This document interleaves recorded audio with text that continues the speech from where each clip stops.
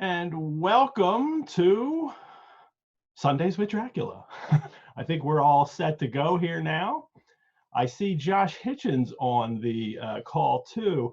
Hey, Josh, you're going to have to go through another uh, thing. Good, there we go. Josh is going to be one of our future hosts, and a little bit of technical issues maybe to work out today. We shall see, but it looks like we are all set here. So let me give you my opening. Welcome to my house. Enter freely, go safely, and leave something of the happiness you bring. I am Edward G. Pettit of The Rosenbach in Philadelphia, which is the home. The Rosenbach is the home of Bram Stoker's Notes for Dracula. And as we're all quarantined these days, the kind of welcome to my house is quite literal. Joining me today as one of my recurring co-hosts is Josh O'Neill. Josh, you want to unmute yourself?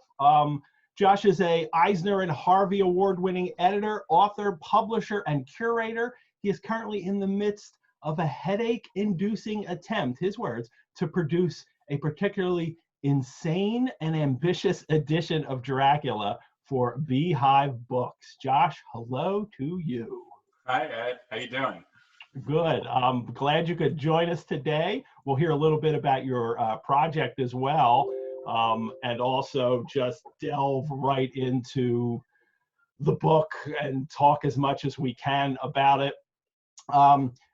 Let me get, especially as this is the first episode, let's just give everybody who's watching an idea of what we have planned for this series.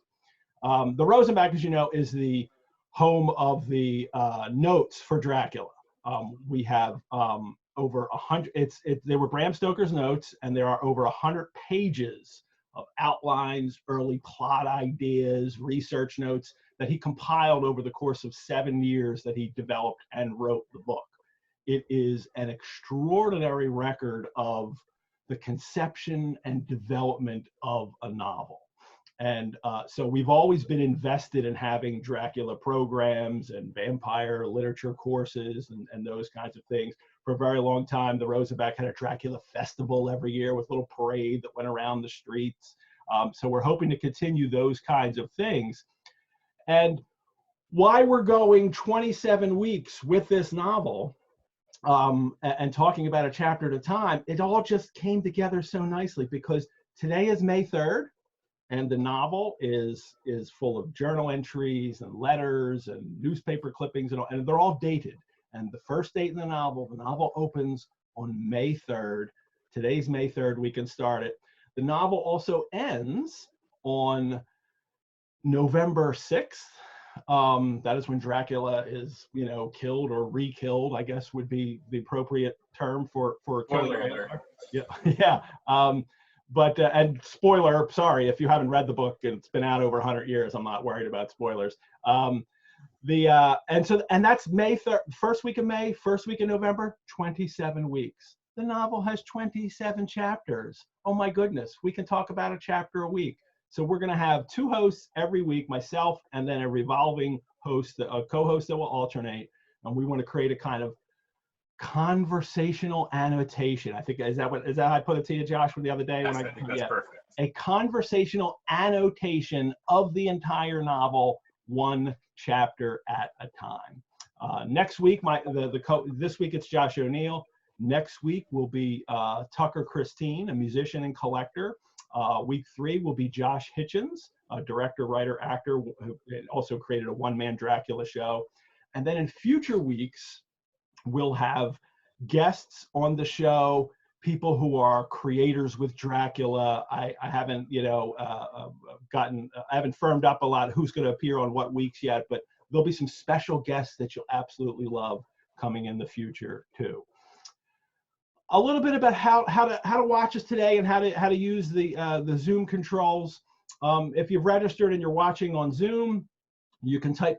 I would ask you to type questions into the Q&A box, and then we'll answer as many as we can as the show progresses. If everybody asks a question, there's 79 here now. We have over 100 registered. I'm not sure we're going to answer every question, but I also can follow up with on social media after the show to answer some questions we didn't hit as well. And there's also a chat box. Feel free to chat amongst yourselves as the show goes on. Just, enjoy yourself. I can't read the chat box and the Q&A during the show. So questions on the Q&A, we'll answer as many of those. Chat amongst yourselves. And if you're watching on Facebook, as some of you may be, because we're also live streaming this on the Rosenbach Facebook page, we're not engaging with those comments live. Maybe in the future we'll come up with a way that we can also do that, but for now we're going to stick to the questions for the people who registered for the course on Zoom, and we'll answer those questions as we go along. Josh, as we were talking the other day, I thought, boy, I should come up with like a Dracula spiel, like why this novel is so important and we should be devoting 27 weeks to it. And then I realized, for the people coming, for myself, for you, we need no justification to talk about Dracula in such great detail. It is a great novel. That is something that, we all know, and we don't need to explain why it registers so well with people over time. I think there'll be things we get into as we run this 27 weeks as well. But maybe we will go with a little context before we start talking. But before we even do that, I thought, Josh, let's have you jump in here and tell us about the Dracula project that you've been working on for Beehive Books. Well, yeah, I mean, I agree with everything you just said. I also assume that, we have 81 people signed in here. I think that's so cool. I assume that all of them have read Dracula. I'd be curious to see in the chat if anybody pipes up and says, no, I've never read the book. I'm just sort of experiencing it for the first time. So I'm curious what everyone's experience with it is. Don't you like wish like, oh, could I just lose my memory for a day and go back and read it again for the first time? Well, or even better than that, honestly, would be to go back to the pre-Dracula era and read it, because everyone who reads it now, there's not a person on earth who doesn't know that Dracula means vampire. Which must have been such a bizarre experience to read the book and have this slow unfolding of who this weird guy is. There's no real hint of what his actual nature is until you get deeper into the book. But anybody who reads it now, Dracula's like Santa Claus. He's like as completely omnipresent a cultural figure as exists. There's no one who's like, what's Dracula? I've never heard of that before. So it's interesting to me. But yeah, so I'll tell you a little bit about our project, and to do that, I'll start off with my own experience of reading Dracula, which I think I was probably 15 years old. I was early in high school. I was obsessed with horror fiction. I loved gothic horror and vampires. I had read like the Anne Rice novels and stuff like that. And so I thought I would go back to what I assumed was this sort of text about vampires and about Dracula. And I read it. Wait. So Anne Rice was your entryway into vampires? Well, I don't know. Vampires are such a big cultural presence. I don't remember ever like having an entryway into I was always into creepy things. You ate Count Chocula cereal. You saw the Count on Sesame Street. You can't get away from vampires. I think I dressed as a vampire for Halloween when I was like 6 years old or something like that, and that was definitely way before I read any Anne Rice novels. So I don't know exactly where it started exactly, but it's just part of a larger category of creepy supernatural horror stuff that I was always into. I was reading the young adult Christopher Pike novels and stuff like that. And so when I read Dracula, I went into it looking for horror fiction, and I definitely found that. But what excited me the most about it, actually, and what I think is so cool about this project that we're doing here, over these 27 weeks, what excited me was the epistolary found object aspect of the book. It really presents itself as this sort of unedited dossier of material that's just been selected for relevance to this story. And so it really feels like you're a fly on the wall, sort of sifting through these old research papers, looking at newspaper articles and letters between different people and reading people's diaries. There's a voyeuristic aspect to it that's incredibly intense and bizarre and exciting. And it really gives you the sense of this much larger world that it takes place in.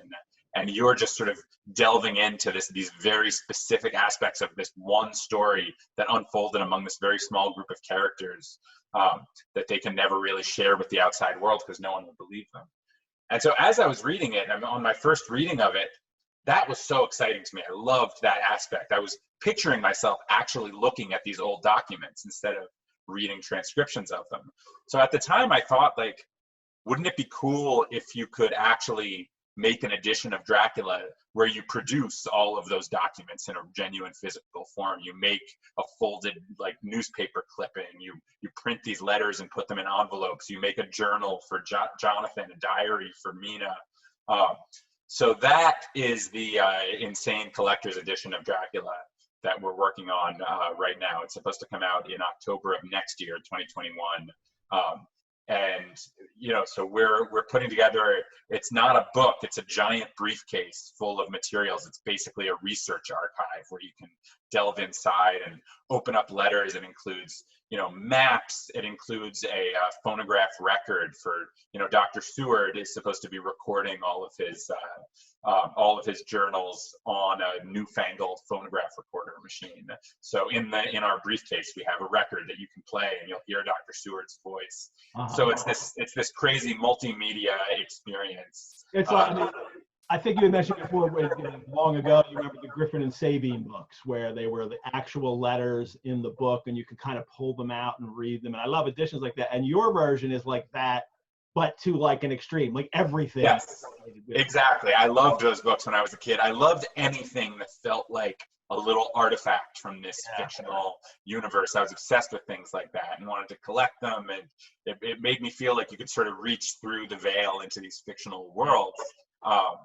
And so this just seems like this fits multiple obsessions of mine that are long-standing.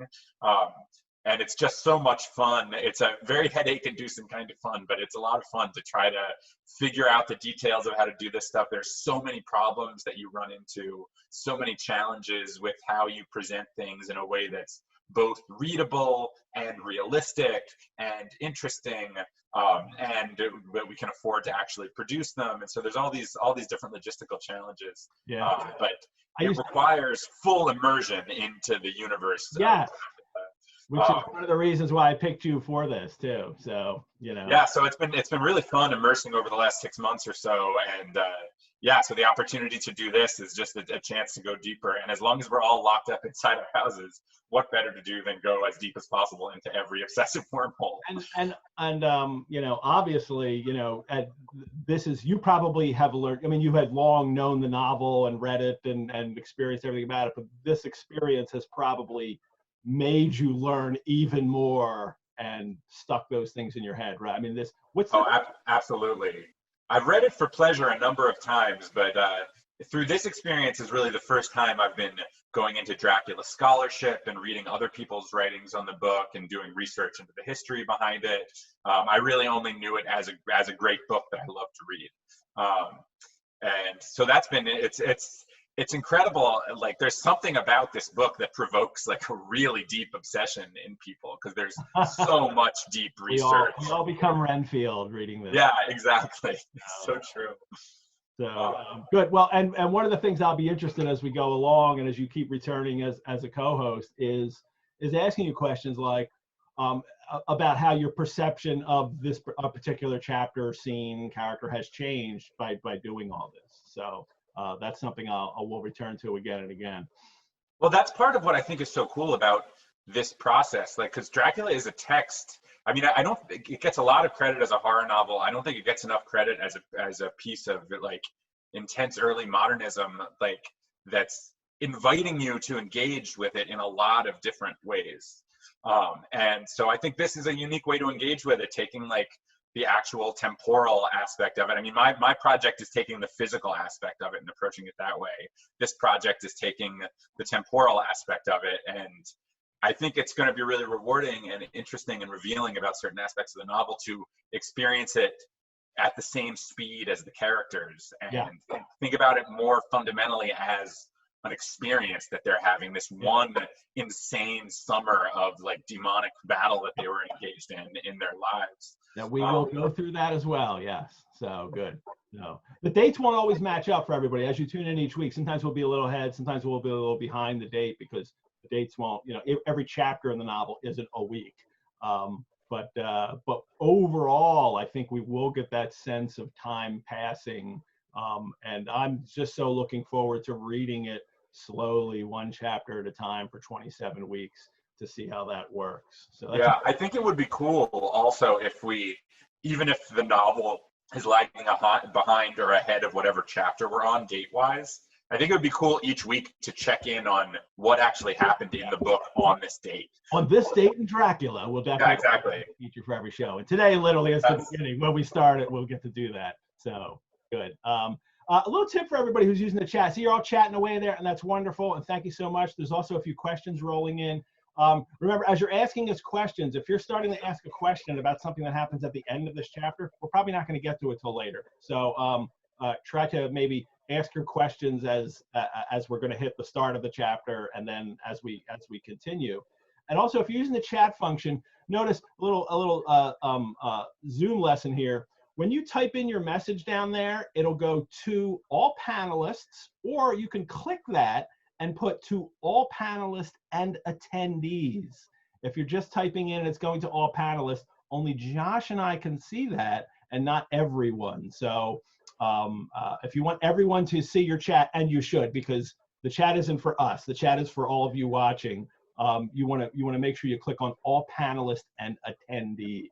So I can't believe I'm giving AV advice, in my life right now. I am such a book, paper-centered person that when this quarantine hit, to have to learn all this new stuff has been exciting, but crazy for me. Like, this is not where my head usually goes to present things. Let's get started, but I do have a little context in a novel that we can throw out there before we start talking about the beginning of this chapter, and that is was published in 1897. Victoria is still on the throne in England, but it's the Victorian age is closing, and people have that feeling that she's very old, and her time will come soon. She had been on the throne since 1830. 35, I'm not even sure, sometime in the 1830s. So it's 1897. The book costs 6 shillings, actually. If you ever come to the Rosenbach, you can see our editions of it. We have first editions. We have a first edition signed by Bram Stoker, and it's inscribed to Lord Tennyson, which is really exciting until you realize it's not Alfred Lord Tennyson, it's his son Hallam who took over the title after his father died, but it's still a Tennyson connection. When it was published, it had a 3,000 print run. That's how many copies they published, and it sold pretty well. I don't think it ever went out of print. No, it didn't. They had successive editions up to 8, 9 editions before it was sold to another publisher. It had a paperback edition, which was abridged and made a little shorter, and was a lot cheaper. And the time that it's written, these 1890s, this end of the Victorian age, you hear a lot of scholars or historians refer to this as the fin de siècle, F-I-N-D-E siècle, end of the century, because when you look back on the art of that period, you can see some things that are kind of, they have some themes in common, that people are writing about the end of an era. People are starting to write about the end of an era, but the beginning of another that will be often radically different. There's a lot of talk about degeneration. Of course, and also the Max Nordau book, Degeneration, is published in the 80s, 90s? 1893, I think, in German, and then translated into English in 95. Josh knows this because this is the point about the dating of the novel that we'll get to. I like that I could just reel that off as though that's the kind of information I just have.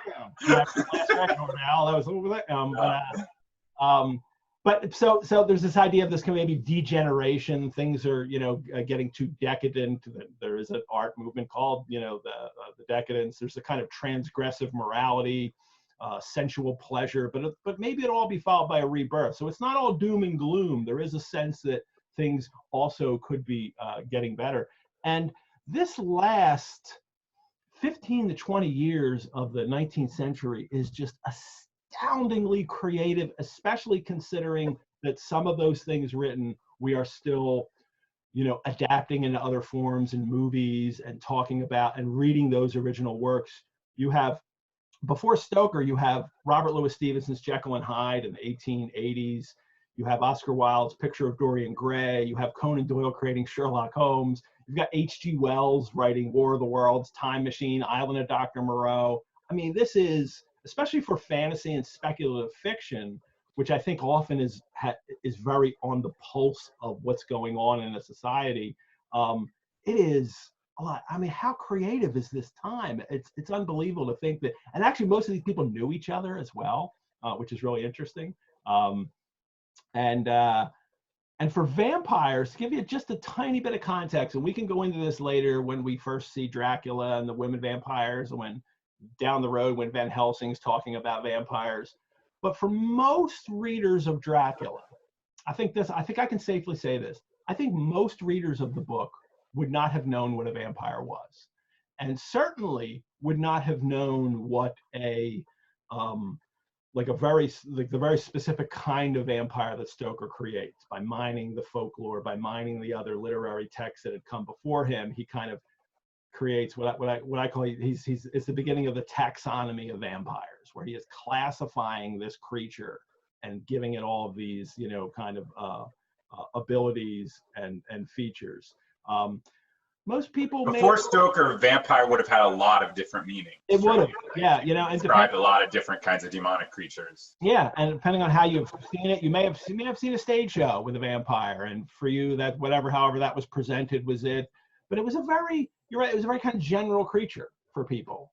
People just had a general idea. A vampire is a monster, right. And they wouldn't have known specifically. So I think you're right, as you said earlier, as people coming to this text for the first time, they don't really know, what's going to happen. And certainly now we come to it and you see Dracula, it's vampire, Dracula is synonymous with vampire, and absolutely not, in that day. So I want to see if there's any questions we should hit right off the bat. Somebody asks, as a first-time reader, this is Lindsay. Lindsay S. asks, as a first-time reader, do you suggest that I read the whole novel quickly before next week?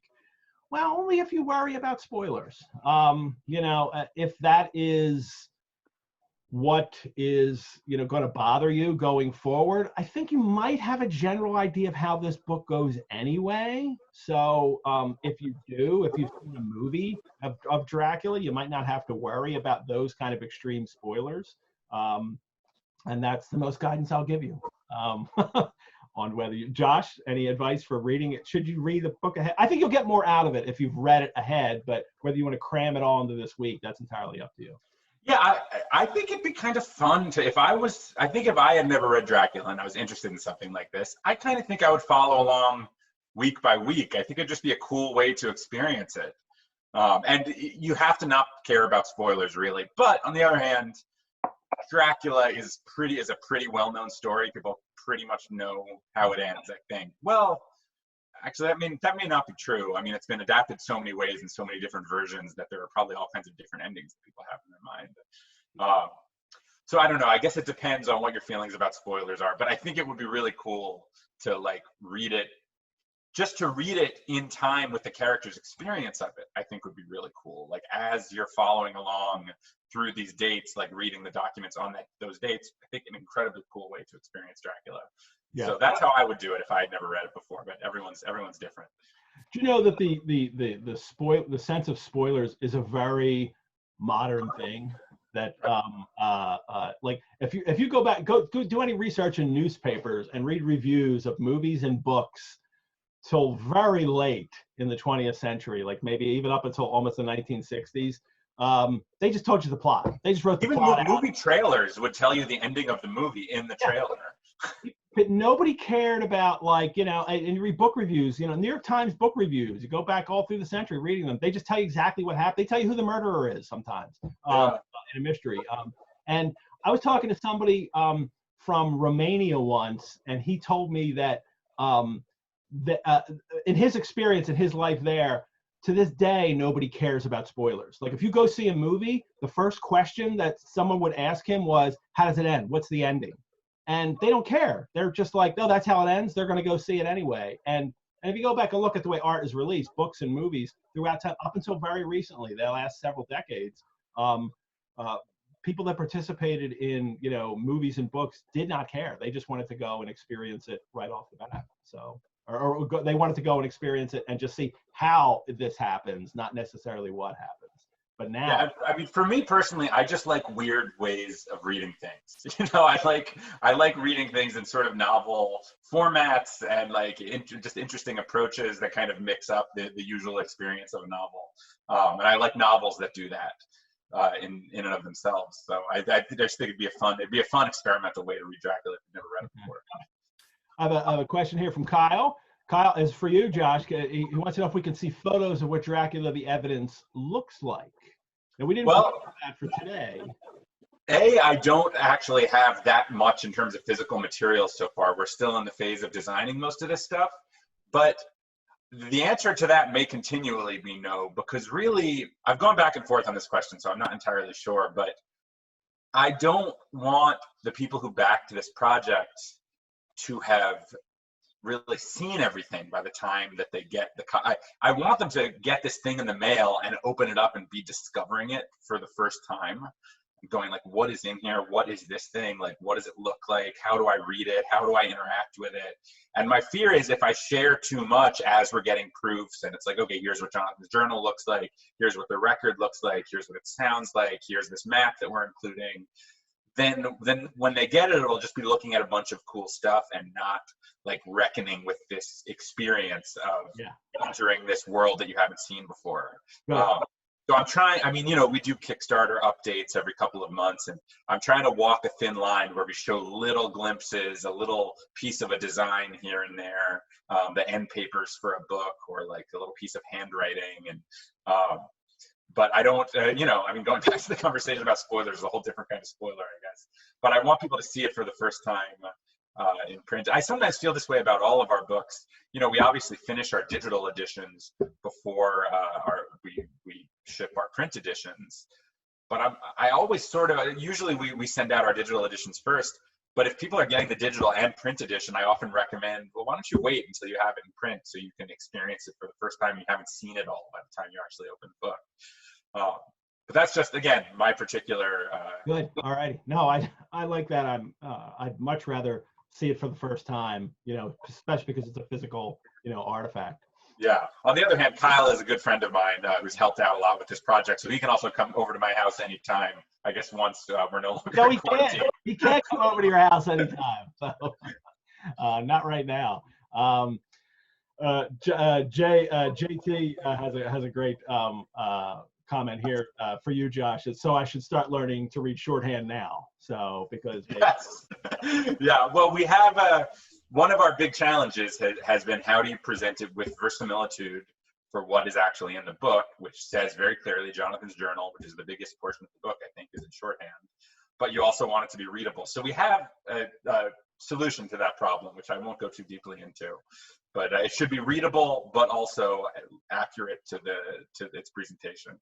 Okay.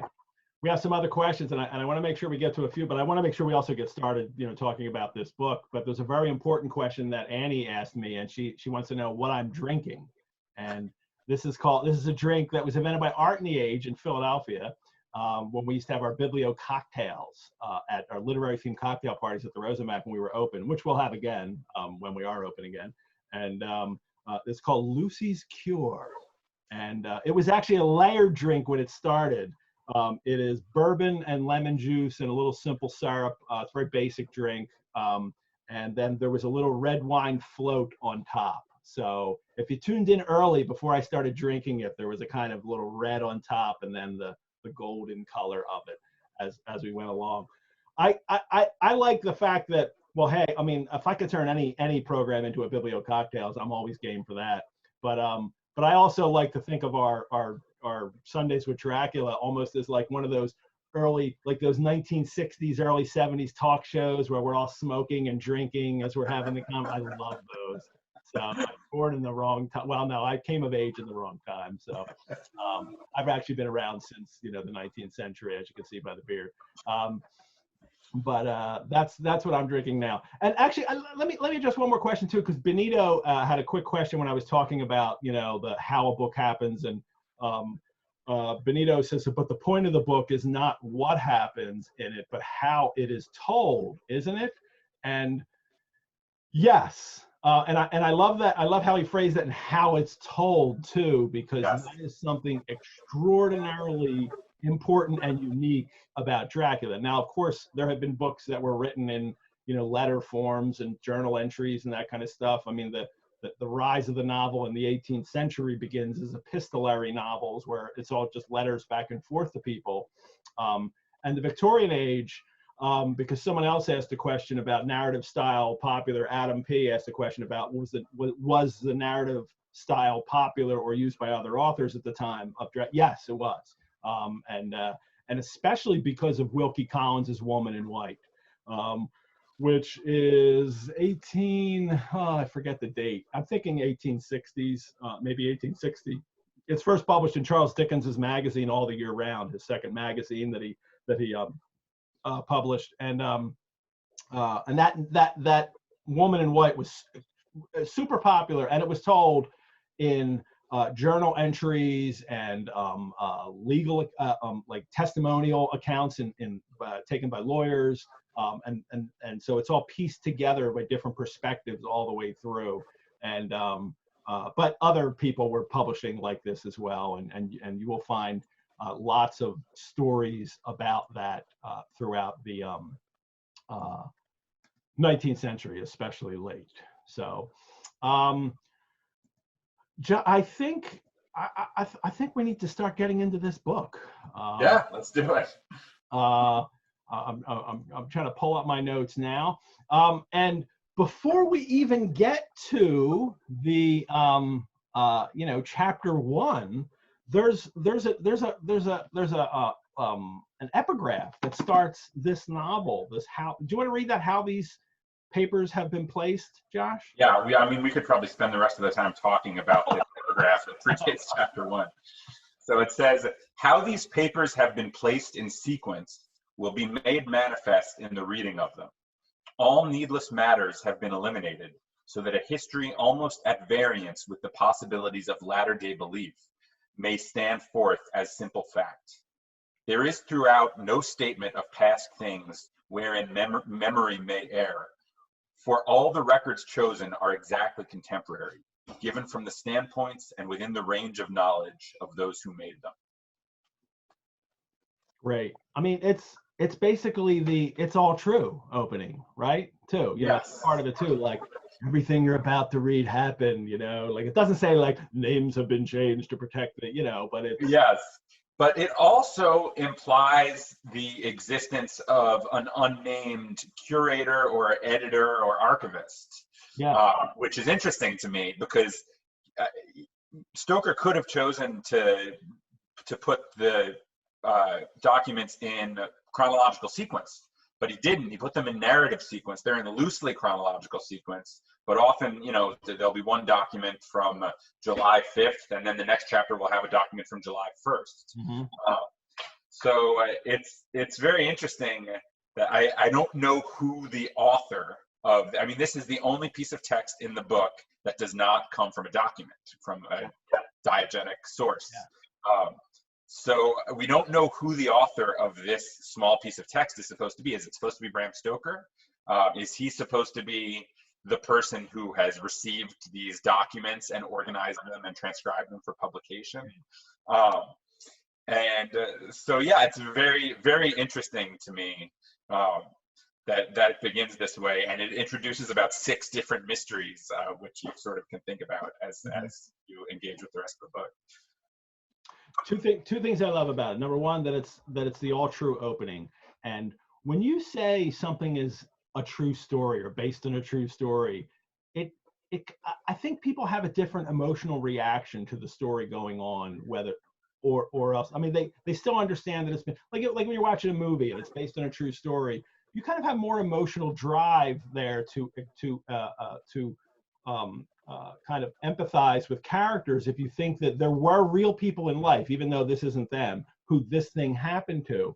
And the greatest example of this is the Coen brothers movie Fargo. And that movie starts off with, this is a true story. The events depicted in this film took place in Minnesota in 1987. You know, we've changed the names, blah, blah, blah. And that's completely a lie. Like, the movie was made up. And they put that in the beginning of it. And I can remember seeing it in the theater thinking, oh, wow, this happened. Because you could believe it happening. You could believe that there was a weird kidnapping that went awry. And sure, it's fictionalized because they made a movie out of it, but this kind of thing happened. And I think they're really onto that thing that if you tell people it's true, people will invest more in it. The second thing about this opening, too, that it also means Stoker's kind of asking us the question, what if these things that are happening are true? You know, that like, so it's like it's the ramifications of his readers living in their modern contemporary world in which this kind of supernatural evil kind of, you know, makes itself known. Like, we're all, and there'll be a lot of technology talk, late Victorian technology talk as we go, you know, through these chapters, but it is, it's, if it is all true, then it's even scarier for his audience. The kind of uncanny thing about supernatural things is when we approach this book now, we just read it and we're like, you know, I mean, it's a Gothic novel. It's a Gothic story from over 100 years ago. There's still gaslit streets and horse-drawn carriages, and it's in the past for us, as all Gothic stories used to be. Gothic stories were about the past. And then as the 19th century moves along, there are authors who start like saying, ooh, what if we take the Gothic and put it right in the middle of our own society? George Lepard famously does this in his Quaker City novel in Philadelphia.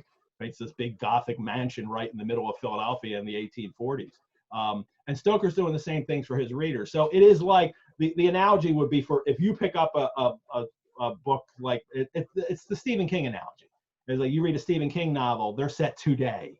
And all the technology and all the characters are walking around just like you walk around the world, and the supernatural, you know, the supernatural evil comes in to affect people. So that's the effect I think that Stoker's going for his readers, but it's a little different for us because we're over 100 years after, right? Yeah, and there's like a real sense of modernity versus history and science versus religion and things like that going on in this book.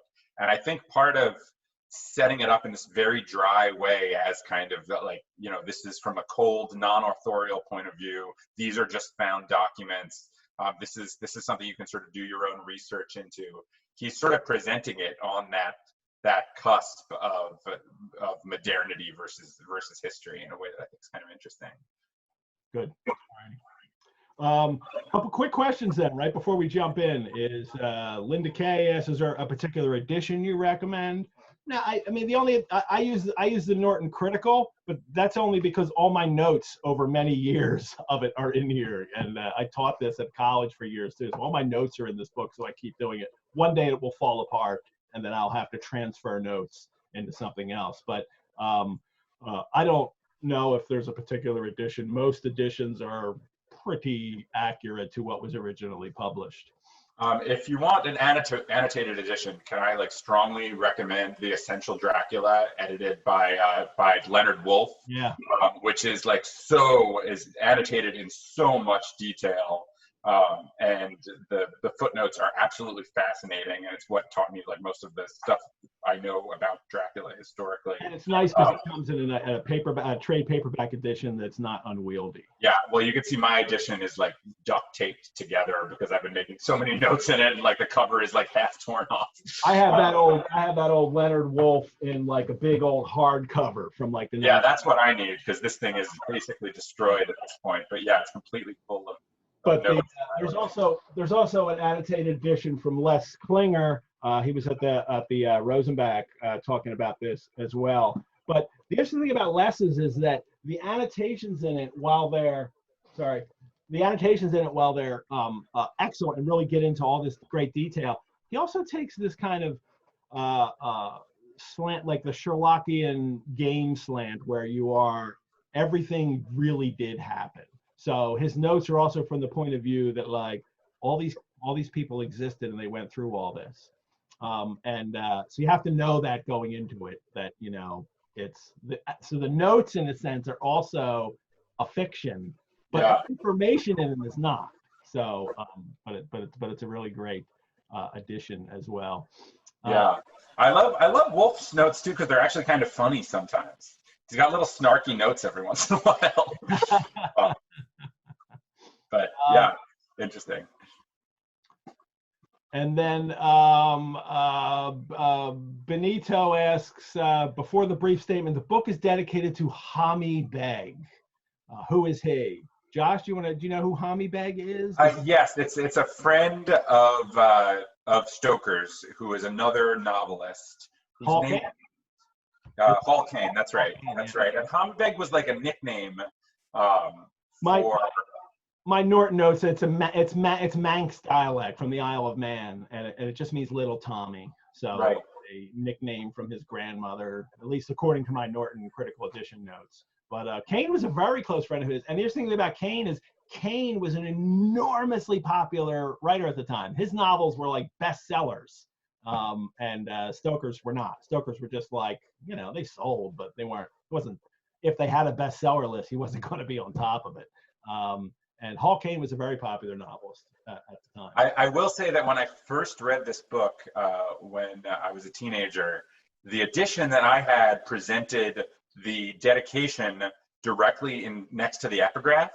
So I thought that the epigraph was directed to Hami Beg. I thought it said, "To my dear Hami Beg, how these papers have been placed in sequences." Yeah. So I was like, so he's sending all these papers to Hami Beg. Who's Hami Beg?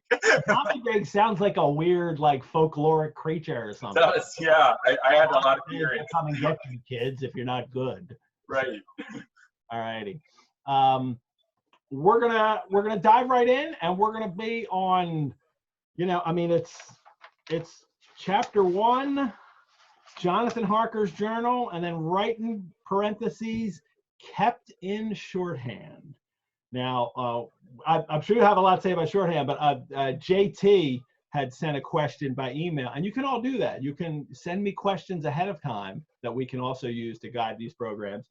And Jay's question was, how common or not would it have been for Harker to be fluent in shorthand? Does he use it because of position as a clerk in the law office? Did 19th century folks regularly keep their diaries in shorthand? Any ideas about what kind of shorthand he used? Because that was surely, you do know that. Yes, I do know what kind of shorthand to use. It's mentioned later in the book that it's in Pittman shorthand. And there's quite a bit in the book about who can read shorthand and who can't. But a lot of this novel is about transcription and translation and reproduction of documents, and who has access to what information. So yeah, there's a scene later where Mina, who can read shorthand, and we know that because Jonathan sends her letters that are also written in shorthand, she tries to show Jonathan's journal to Van Helsing, who can't read it because it's in shorthand, and she shows him a transcribed version that she types. She's constantly transcribing documents. I don't fully know how common or uncommon it would have been for someone of Jonathan's position to read and write shorthand. It seems to me that it would not have been incredibly common. Maybe I'm wrong, and it would have been some kind of, you know, standard British primary school education at that time. I don't think it was.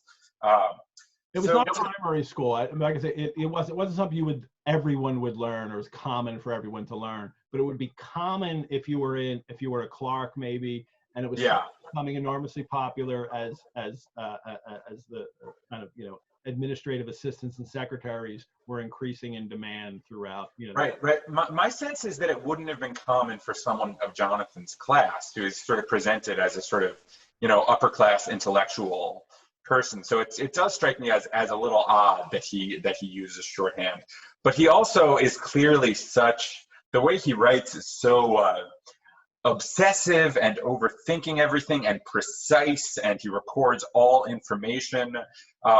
So it does make sense to me that he would want access to something that would allow him to record information incredibly quickly. He's clearly an obsessive journaler. I mean, everything that happens to him is in this journal, including cultural histories of every place he goes to, and the notes about the flora and fauna. So it makes a lot of sense to me that if he was able to do it, that he would keep his journal in shorthand, because it takes up less space. You can write more quickly. So it's maybe an incomplete answer to that question, but it's a very, very interesting question, and I think there's a lot to unpack. It is, and I think it says a lot. I mean, Stoker's making a point. I mean, if authors make points, because artists are often, writing out of your unconscious anyway. So, it might not be a conscious point that he's kind of made. But if you go and look through the text, you can do a quick word search for it on a digital edition. 12 times the word shorthand appears in the text. That's a lot for something that's just like the way people are writing something out. So he is continuously reminding us that people are using, it's Jonathan and Mina are using shorthand. And I don't mean the references aren't kept in shorthand, like the beginning of this. People literally say it or write it out loud in a letter or their own journal entry, like this is in shorthand. Well, it becomes a plot point later when he writes a letter to Mina that Dracula can't read. Yeah. So shorthand becomes a code between him and Mina. Yeah, it's a coded talk that he can use. But in the beginning, at least, it also, I think, is a kind of, emphasizes Jonathan's efficiency. It enables him to speed write. He is an efficiently modern, legal business person. So that's the kind of person that he is, the kind of legal business person. And he's actually not a clerk anymore. He's actually a solicitor, because he mentions in chapter 2, well, I just passed my solicitor's exam. I can't call myself a clerk anymore. But for this story, it's the first instance of this story that Stoker is using that kind of is in which he's kind of updating, the Gothic, in that we're updating instead of using Gothic, updating a supernatural story, because I don't know, you're not going to come across anybody talking, even though shorthand had been around since the 18th century, or really forever. Shorthand's been around, but this method, even that he's using, the Pittman method, had been around since the early 19th century. You're not going to come across a scary story where somebody's talking about shorthand usually, because they're usually in the past, and it doesn't matter. And shorthand isn't fundamentally frightening. Yeah. But for him to use it kind of, I think, and because it's mentioned so much, that it becomes one of the signifiers or something like that. One of the things that kind of lights up and says, this is what's going on in this book, that these are modern people. And that's I feel like the main conflict in the book is sort of 20th century rationality brought into conflict with ancient superstition, and sometimes that's reflected in pretty ugly ways. There's a lot of Orientalist stuff about sort of East versus West in the book. The enlightened, rational, modern West. Jonathan is a representative of that sort of efficient, business-minded, rational Enlightenment thinking. I mean, it says in the first chapter a number of times as he's traveling into the East, into the Orient, into the lands of superstition, and so it's using these aesthetic packages that have a number of things wrapped up in them, and it's bringing them smashing into conflict with each other. And so we have Jonathan as this ultra upright, extremely uptight, very intelligent, very rational minded person coming into conflict with this sort of unknowable horror. And those are the tools that they're using to fight this thing. They're using modern technologies. They're using phonograph recorders and typewriters, and all that stuff happens. It's fascinating the way he uses those modern technological devices for him to kind of create a world for his story. Then it starts on May 3rd, 3 May, but there's no year. Now, we know this novel was published in 1897, And Jay T asked another question and he's directing this to you because you recently, posed an interesting question about the exact year the story is set. Jay writes that it's the days of the week and the calendar only match up for 2 years. I think you know this, 1892 or 98. But there's a book in it that's not mentioned in here that's not published till 1895. So, and the end of the novel too, it says there's a little coda at the end. It says 7 years have passed. So you need at least 7 years before this, comes out. Tell me about, like, because for your set, you wanted to come up with the year, right? Yeah, well, we have to, because our box set is going to be filled with documents that realistically would be dated. You can present a newspaper article and just say, like August 5th, here's a newspaper article. But if we actually make a newspaper, it needs a letterhead. It would look fake if it didn't have a year on it, because all newspapers do. So we have to pick a year. I'm a little worried this might be episode 5 material. I'm afraid of going too deep down the rabbit hole right off this bat of what year does Dracula take place. Let's go like some way down the rabbit hole. Yeah. So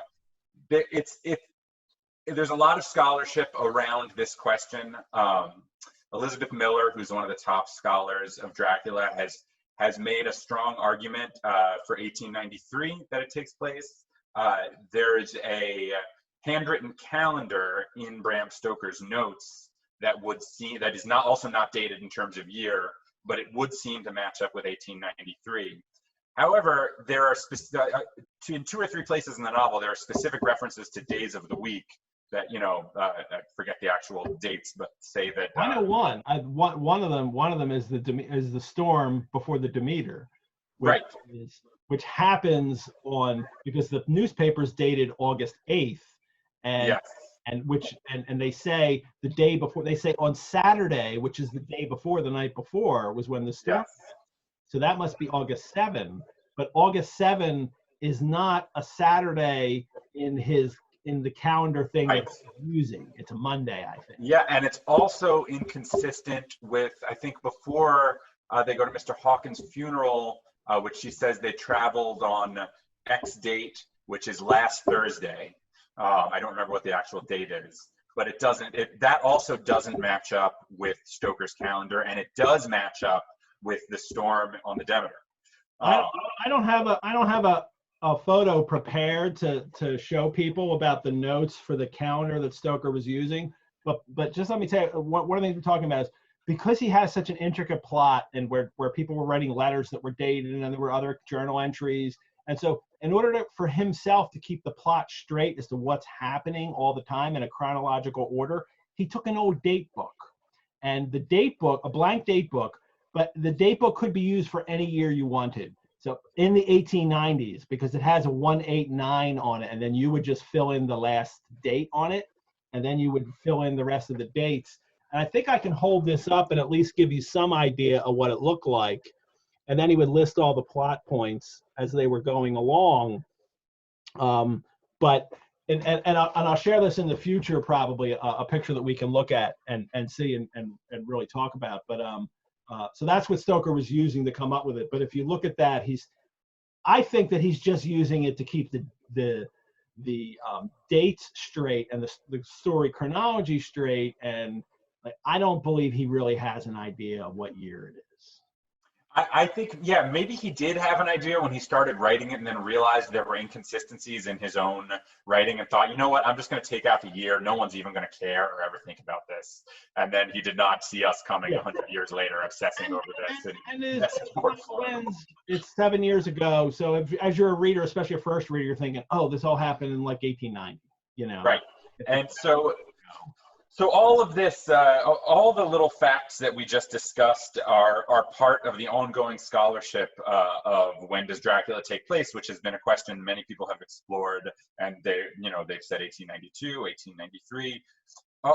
The only contribution that I believe that we have made, and credit goes to our assistant editor, Violet Kitchen, for catching this, is that Mina makes reference at some point to Max Nordau, who was a sort of German criminologist who wrote a book called The Generation, which was not published until 1893 and was not translated into English until 1895.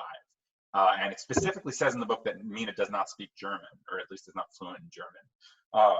So it seems technically impossible that the book could take place in 1892, unlikely that it could take place in 1893, and the calendar days don't match up in 1893.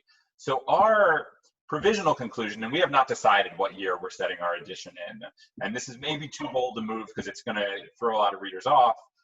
Our provisional conclusion is that it takes place in 1898, because if it takes place in 1898, Max Nordau's book is out, it's translated into English, and the dates on the calendar match up, which would make Dracula a work of near future science fiction, because it comes out a year after it's dated, which would kind of fit into its obsession with technology. It's using, all these characters are using the absolute cutting edge technology of their moment.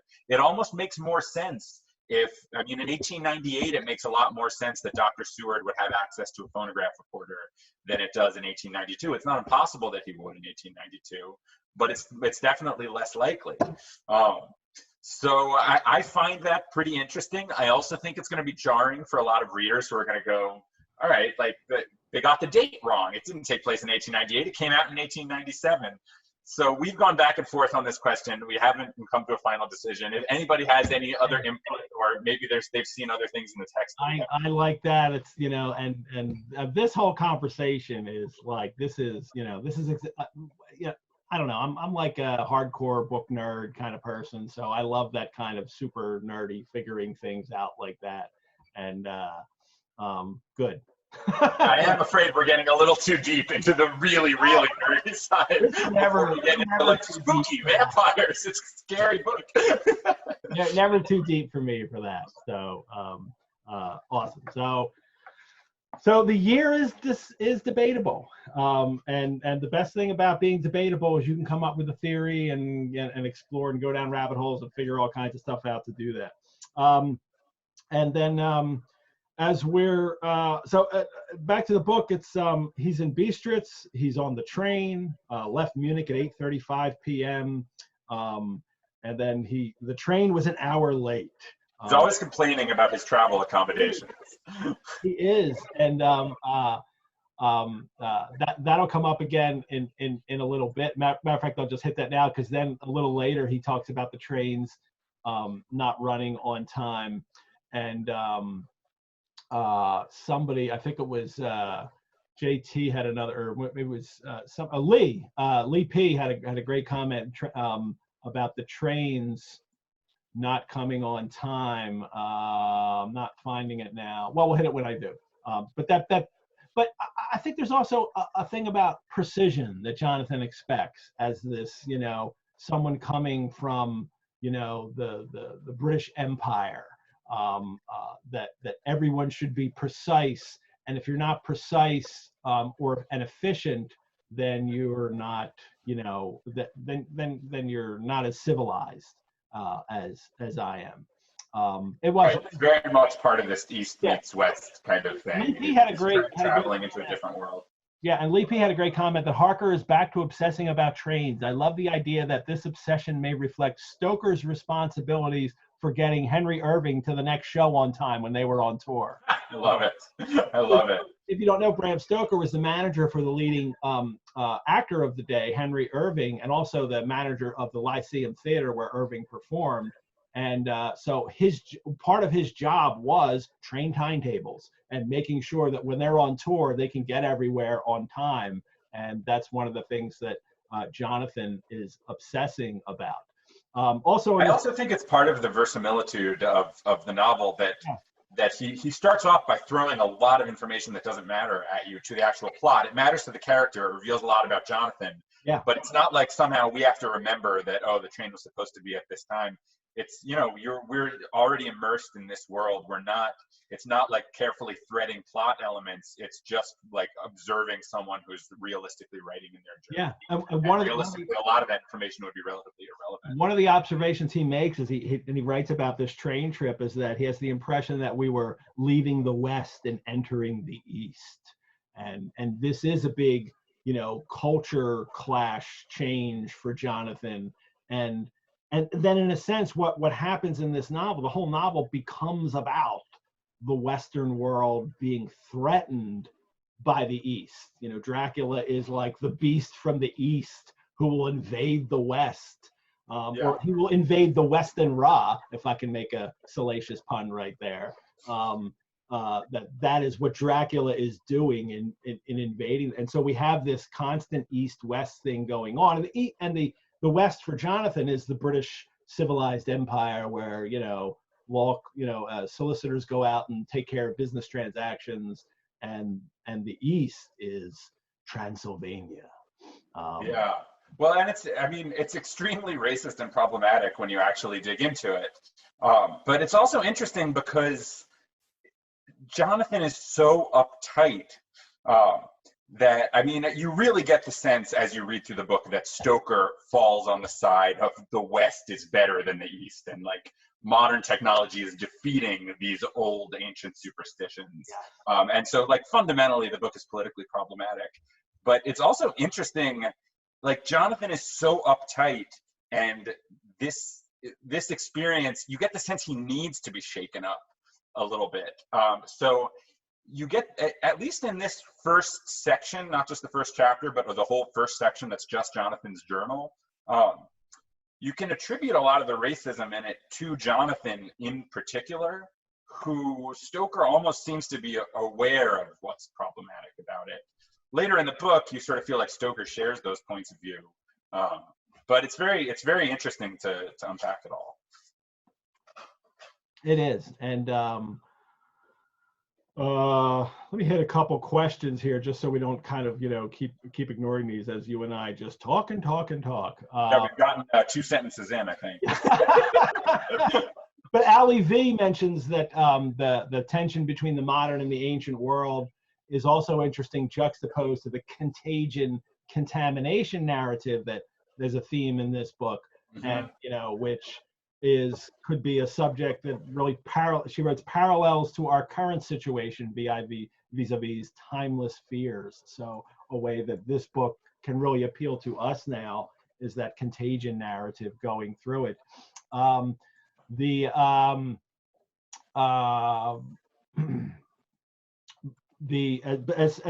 then right away, as soon as he's going through, well, I love that Jonathan talks about how he went to the British Library reading room in the British Museum to research the place he's going to, and that is exactly what Stoker was doing, right, to research Transylvania. And one of the things that Stoker came across in his research for this novel was an article by Emily Gerard. That was published in the 19th Century magazine. I don't mean a 19th Century magazine. I mean, the magazine was called The 19th Century. And the article was called Transylvanian Superstitions. And she later incorporates that article into the book that she writes about that whole region, the Transylvania and the Carpathian Mountains. And her book is called The Land Beyond the Forest, which is, Josh, you know this, The Land Beyond the Forest. Why does she call her book that? I'm actually not sure. Because that is the translation of Transylvania. Transylvania literally means the land beyond. Sylvan is the woods, you know, forest part of that. Like Pennsylvania is Penn's, the land of Penn's woods. Transylvania is the land beyond the forest. And she writes a whole book on it. And she's got this little paragraph in there that I'll read that is, Transylvania might well be termed the land of superstition, for nowhere else does this curious, crooked plant of delusion flourish as persistently and in such bewildering variety. It would almost seem as though the whole species of demons, pixies, witches, and hobgoblins, driven from the rest of Europe by the wand of science, had taken refuge within this mountain rampart, well aware that here they would find secure lurking places whence they might defy their persecutors yet a while. for Emily Gerard, in writing about Transylvania, she calls it, you know, the kind of land of superstition, and Stoker uses that very same language.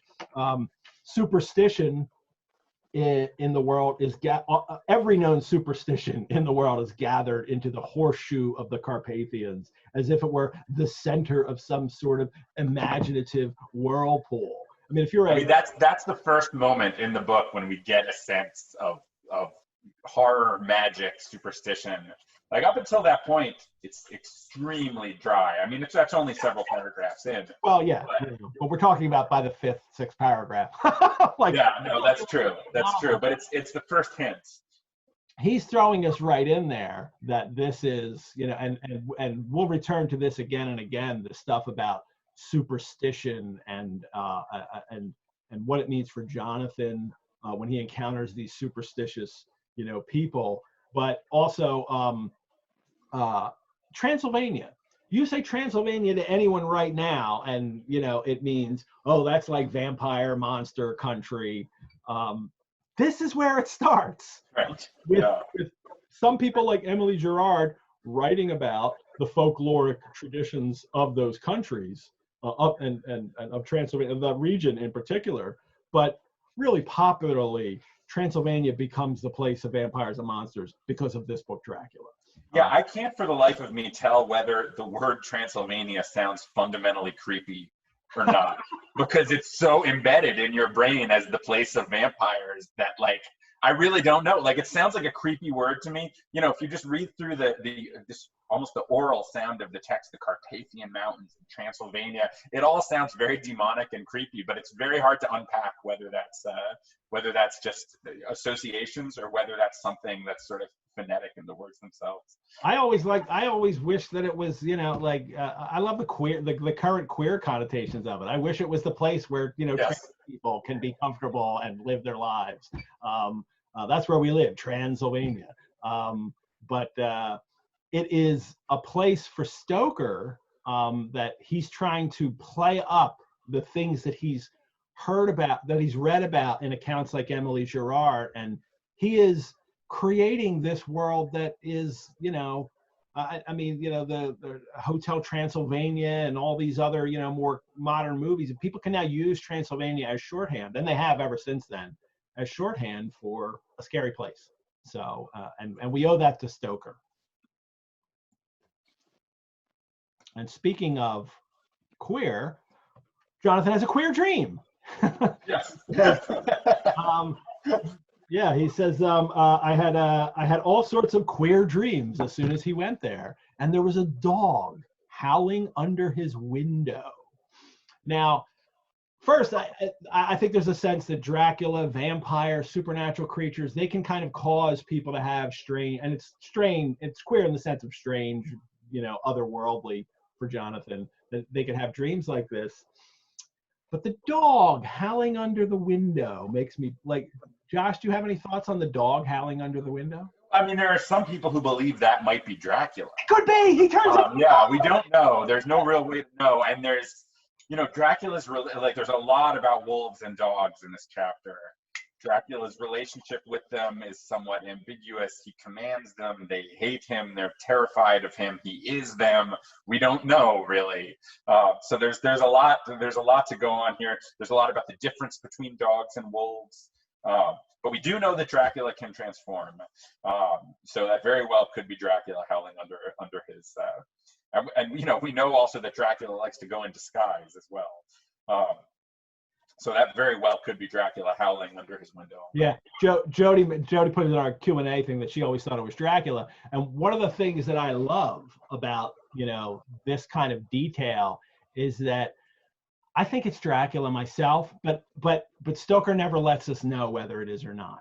You know, there's like, it's just a hint, and he does this constantly, where he kind of throws these little hints that, like, you know, this is Dracula, or Dracula is causing this, and later this will happen too. That he never, as none of the other characters come back as narrators and explain that is actually what was going on. But right, he leaves a lot for you to decide. It's all there, but sometimes it's like, if you're reading this, especially for the first time, you're not going to.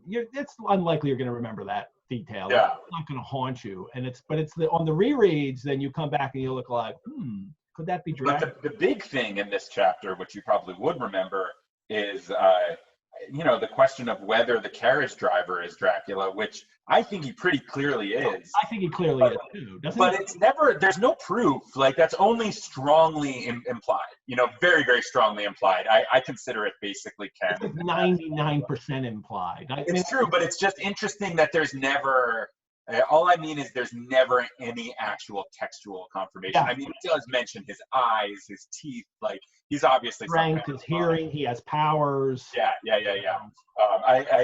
I'm not trying to sort of say that it's likely that it's not him. I'm convinced it is Dracula, but I just find it interesting that it's not a plot twist when that is revealed. Right. Just Let's not get to him yet. Let it lay there. We're going to talk about him in a second because as we work through this, yes. Jonathan encounters the peasants of Transylvania. Yes. As he refers to them. Some of them were just like the peasants at home, very, kind of, unsensitive, racially unsensitive, culturally unsensitive person that we expect from, these British travelers, during this age. But I love how he talks about how they're uncivilized, they're strange, they were more, and some of them, the Slovaks, are more barbarian than the rest. But Jonathan's not threatened by them at all. He's like the British imperial power travel. He's got this sense of superiority that that's not what's scary for him about this strange world. No, he feels all the comforts of empire. He feels like he travels with it. And that feeling is very quickly shaken by the time he gets to Dracula's castle. Yeah. But yeah, we really get the sense that Stoker set up the character this way, so all of these layers could be peeled back, and we could see him in total desperation. But yeah, he looks at all the peasants who he sees as so barbaric. He looks at them as charming little cartoons, basically. Yeah. And yeah, he sees it as all sort of entertainment for him, the British gentleman who's so worldly and well traveled.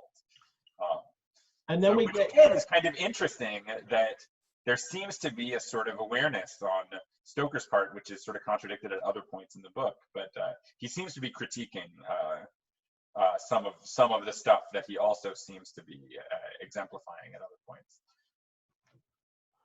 So just to back up a little bit, someone asked, Nicholas F. asked, does Dracula's guest help us understand the dog better? Now, for those of you who don't know, there's a short story called Dracula's Guest, which was published after Stoker's death. His widow Florence had put together an edition of Bram Stoker's stories, supernatural stories, called Dracula's Guest, and that's the lead story in it. And she claimed that Dracula's Guest was the opening of Dracula that he later cut out. And it's very problematic in that certainly what happens in the story Dracula's Guest, and there's a dog that features, and there's a wolf that's licking Jonathan's neck at one point as he's kind of paralyzed in this tomb. All the detail, the plot details of that story were part of Stoker's original story, as can be evidenced in the notes that he wrote that we have at the Rosenbach. But the way Dracula's Guest is written is an omniscient third-person narrator. So it's not written like from Jonathan's journal point of view. And that makes it even stranger because it is the way it's pieced together is somebody clearly rewrote it. Or what maybe is really likely is it was taken from an early draft of the novel. So we have no manuscript drafts of Dracula's novel. The notes are fascinating because they go through all this time to document all his early plot ideas and different outlines and how things have happened. He has different characters, and I'll show you a couple pages in a little bit. And so he has this whole section that he winds up doing away with, and then starting with Jonathan right here, arriving in Transylvania by train. But there was a whole nother section where Jonathan's first in Styria, in Europe, and but there's no manuscripts of those early drafts exist. At some point, Stoker hired a typist to type up the entire book. And then he started making corrections on that typed copy, which was probably shortly before it went to the printers. And and he was constantly rearranging and redoing things in that typewritten copy, or adding new pages to it sometimes. That typescript exists. Paul Allen of Microsoft fame, who died a couple of years ago, actually bought that in an auction in the early 2000s, and that exists out in his Museum of Popular Culture. I forget what it's called, something like that, out in Seattle, that Paul Allen founded. So they have that magazine, they have that typescript, but no manuscripts exist. So Dracula's Guest was probably, this is a long-winded way of saying Dracula's Guest was probably a short story, probably a piece of the early manuscript that somebody lately edited to make it, fit nicely as a short story, or somebody kind of rewrote something that Stoker had written for the notes. We can never know. But it does feature a dog in that. It's fascinating. I think that's a fascinating story to read kind of after you're done Dracula. And then you can go back and look at that and see how that kind of links up to this story that he's told in this novel. I'm looking at other questions that we might want to answer right away. But no, let's get right to Dracula. Comes into the text in a letter, right? My friend, he calls Jonathan, welcome to the Carpathians. I am anxiously expecting you. Sleep well tonight. Dracula is always concerned with your welfare. At least he seems. At 3 tomorrow, the diligence will start for Bukovina. A place on it is kept for you. At the Borgo Pass, my carriage will await you and will bring you to me. I trust that your journey from London has been a happy one, and that you will enjoy your stay in my beautiful land. Your friend, Dracula. Now, for people who are rereading the novel, there's so much menace in that. Right. It's so funny. But even people reading the novel the first time, everyone knows who Dracula is. It's such a different experience if Dracula is a new character and you're like, wow, this Dracula guy sounds very nice. He's very nice. He's got a beautiful land, and yeah, he's proud of his homeland. It sounds like a good guy. But yeah, it's, anybody who's reading it now is going to read it totally dripping with fear and menace. He's not just a client; he's a friend.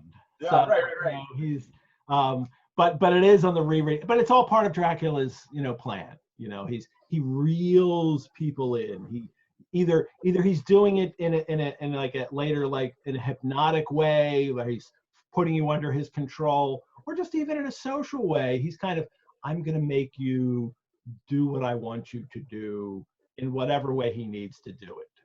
It becomes a kind of a piece of the character of Dracula that he does this with Jonathan. Even when Jonathan will first go to the castle, he's not because what we see he does later, he could just hypnotize him right off the bat and take control of him. He likes toying with him for some reason. So, or at least getting Jonathan to trust him. And I think it all come into the idea that for Dracula and vampires, it's the, you invite me in, house, or you're kind of complicit in the. You get the sense he wants to learn from him too, to sort of learn about London more. And I mean, he has a plan to he's trying to sort of update himself into modern society. I think Dracula, well, I'm getting ahead of myself here. That's okay. I'm on my second pipe in our talk, and I'm almost done my drink. I'll be hitting into my second drink soon. Second pipe. I love it. But yeah, I mean, you get the sense almost that Dracula knows that his age is coming to an end, and he's very self-consciously trying to use the tools of modernity to adapt himself into a newer, more urban, more modern world. And Jonathan is a big part of that. Yeah, that is getting ahead. Now you're talking about stuff other hosts are going to be talking about in the next couple of weeks. Right. Yeah. But then we get more of his encounters with the people that live there, and they talk about as the eve of St. George's Day, that tonight when the clock strikes midnight, all the evil things in the world will have full sway, and the old woman gives them a crucifix to wear. And what's is it? Do it for your mother. Is that, I can't remember. Yeah, for my mother's sake. Yes. Take aware that. And Jonathan and his first reaction is, it was all very ridiculous, and I didn't feel comfortable, because he says there's business to be done, and he later says a little bit later, he says, my duty was imperative, you know, and all I could think of is cannon to the right of them, cannon to the left of them, boldly they rode well in the jaws of death. Like Jonathan would have been right on that charge of the light brief. Yeah, totally. Is to do this, and I need to do this, and that's a common, you know, perception of what, or it's funny, it's a common stereotype is how we view Brits of this day, and whether it's true or not, Stoker's also himself playing up on that Jonathan sees himself as this kind of person who has a duty and who has business to be done, and that is what he is really about. But it also, there's a doubt, because this is the end of May 4th here, and he says, I am not feeling nearly as easy in my mind as usual. That that's the first doubt of Jonathan, that like, I've entered this weird world, all this weird shit's happening, and maybe I should think about all this weird stuff that's happening. Well, it's a little abrupt that not only this is the first mention of him starting to feel uneasy and not just dismissing it as superstition, but he then says, if this book should ever reach Mina before I do, let it bring my goodbye. Really? So like, very abruptly, he's like, well, I might die, but here we go. So yeah, so he is, you know, starting to be concerned at least. Carrie asked an interesting question here. Do you think Stoker's Irishness plays into that, though? Is he making fun of the empire, the imperial? Wow, that's a good question, and no one that I'm not prepared to answer right away. I do know that the most recent biography of Stoker is this Something in the Blood that David Scull wrote, which is excellent, and Scull really takes the really addresses the Irishness of Stoker, something that had for a very long time in biographies had been ignored, that because he's in London for so long, when he becomes, you know, Irving's manager, like works for Irving for like 27 years and dies there, that for most people reading him throughout the 20th century, most people reading Stoker just thought of him as being British. And he is actually Irish and grows up in Ireland, and, you know, goes to the University of Dublin, and I think it's the Trinity. Where does he go to college? Anyway.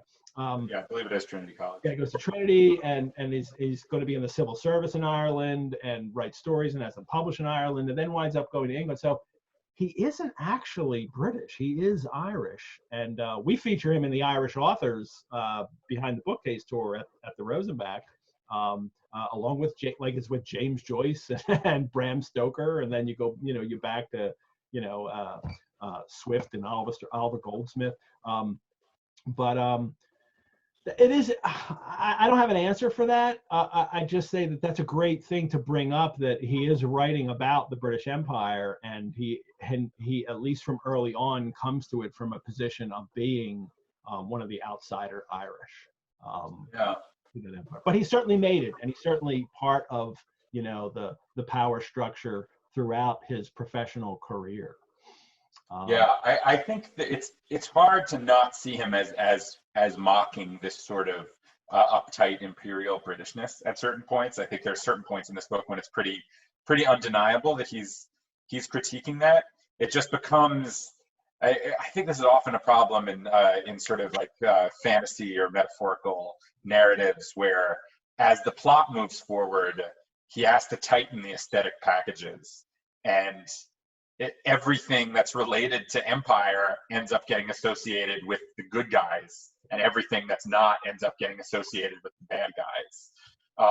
So it's like he has these really interesting competing political narratives that are working, and they're probably all stuff that Stoker is working out in his mind. He is a representative of that stuff while criticizing it, while being an outsider of it, and while benefiting from it. And there's so much going on. But like so many stories do, it ends up being a conflict between good and evil, and you have to bring everything has to move to one side or the other.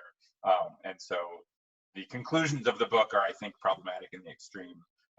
But before you get to that point, there's a lot to unpack with what Stoker is trying to communicate and trying to do. Yeah. Good. All righty.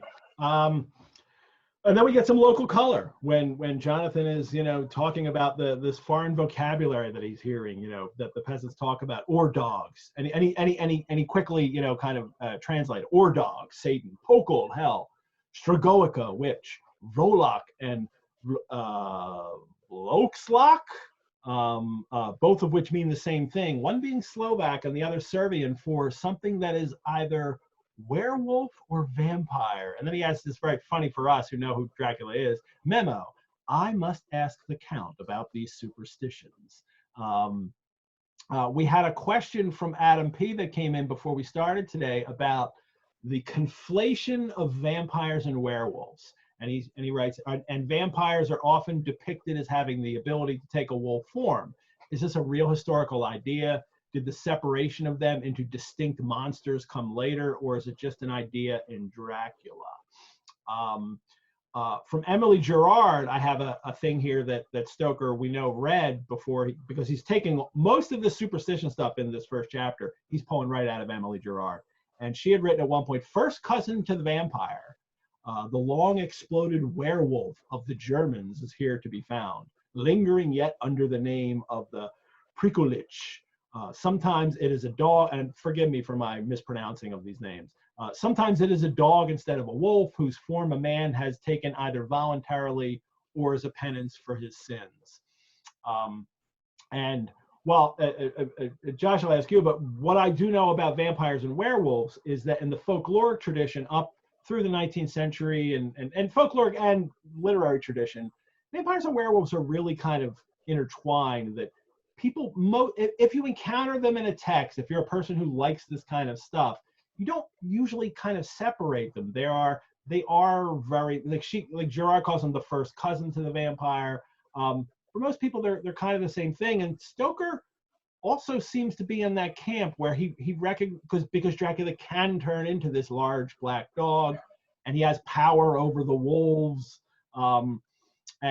This whole difference that we have now about what this creature is and what this creature is are very 20th century things, like this, what I call is the I mentioned before, the taxonomy of monsters. Yeah, they're very Jonathan Harker kind of things. Yeah, and it happens in the 20th century, but Stoker's book is the book that you can look at for the thing that begins it for vampires. Yeah. For werewolves, there are some stories and then there's some novels, and they all kind of share some traits, but it's the movies basically that create the rules for werewolves. And movies create some rules for vampires too. I mean, the vampires being killed by sunlight is from Nosferatu, not from this novel or any other vampire story.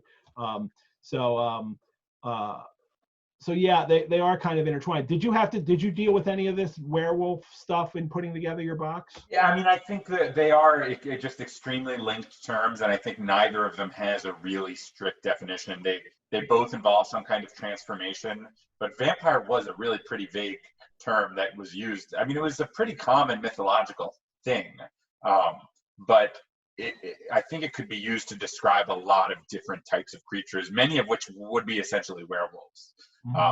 They would be things that transform into animals, and like they might not have a lot of the other aspects of vampires as we know them, except for the sharp teeth, because they have this beastly aspect. The sense of like vampires being connected to the undead does not come from this book, but I think it definitely long predates this book, but I think this book was the thing that permanently associated vampires with the undead. I don't think they were fundamentally associated with, like, resurrected dead things.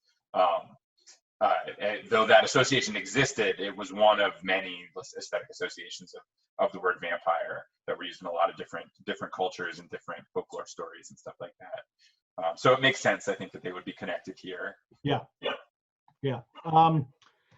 As we move along, we get that Jonathan's taking this carriage ride now, and he is witnessing some of the, or is it before that? He's witnessing some of the peasants in the peasants in the countryside, and how they're kind of praying at shrines, and they all seem very pious to him, still in a kind of primitive way. But what I love that what Jonathan seems to be experiencing here is kind of the difference between superstition and kind of a ritual piety, and that when he says superstition, I think when we say superstition, it's usually a pejorative term, but for this novel, and especially for Jonathan coming into this world, it really does kind of beg the question, or make the statement that what's one person's superstition is another person's, religious piety. That, and this is something that will kind of become important later when Van Helsing comes in and has to give these people,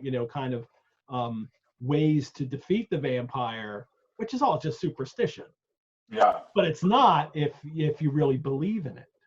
Well, and it's part of Stoker's critique of Jonathan too, in that every single person he meets in this chapter is telling him exactly what's about to happen to him. And he dismisses every single one of them. I mean, basically, this entire society, it seems dozens of people who are all like, oh my God, please don't go to this place. You're going to die. Yeah. Like, here, I bless you to protect you from the evil. There's not a single person who seems unaware of exactly what happens at Castle Dracula. And Jonathan just immediately dismisses all of them as idiotically superstitious. So Stoker is definitely coming down on the side of the peasants in this chapter. I think Yeah, and one of the things that comes up here is the kind of people often say, like, Dracula must be running out of his food source here, and so he has to go to London and to kind of get more people. There's still plenty of people here, but if you think about it, these are the people who are prepared to defend. Yeah, they know. They understand these ways for it not to be bitten, eaten by a vampire. So they're actually harder for him to prey upon than when he goes to London and no one knows. Yeah. He's in the carriage. They're heading towards the Borgo Pass. I love the word choice in this whole carriage ride, because, and even, it's got some great passages here.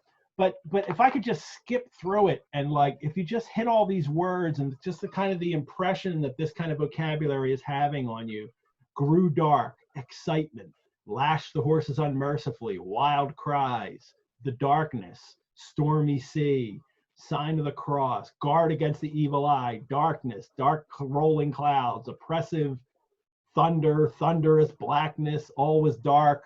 Well, I mean, look at how many times he's used dark during this. Now, yeah, he is certainly, painting a scene, and the primary impression of that scene is darkness.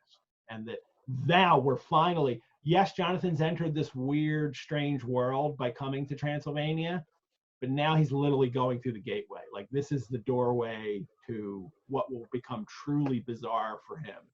And I think it's a great touch of Stoker to kind of gradually pull us through that over the course of the chapter. It's a really incredible piece of writing.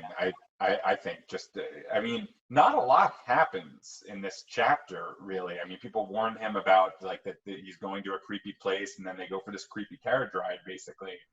But as you read just Jonathan's descriptions of the land and the mountains and the wolves and the sounds, and you really get a sense of this swelling absolute terror, which is very hard to create as a writer without actually have anything terrifying happen. I mean, I guess wolves surrounding you is pretty terrifying, but it's not very plot heavy, and it starts off so quietly and gently, and brings you into this story to the point where you really are reading horror by the time you get to the end of this chapter.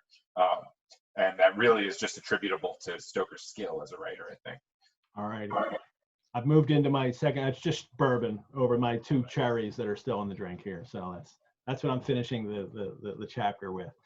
And we get to Dracula. Well, we get to Dracula's carriage driver, right?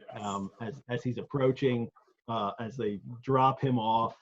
And the carriage rider who is taking Jonathan to the castle is a tall man, a pair of very bright eyes which seem red in the lamplight. He has this kind of great power of hearing. He can hear things that are said before he's even there. He mentions that.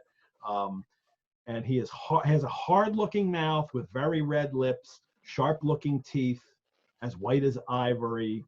When he helps Jonathan he has a grip of steel. Jonathan says his strength must have been prodigious.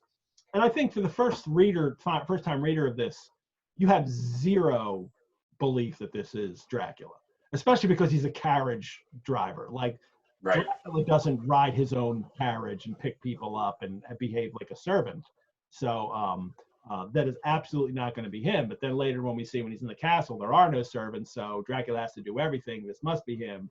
But on the reread, I think you kind of, recognize that this is our first time we're seeing Dracula.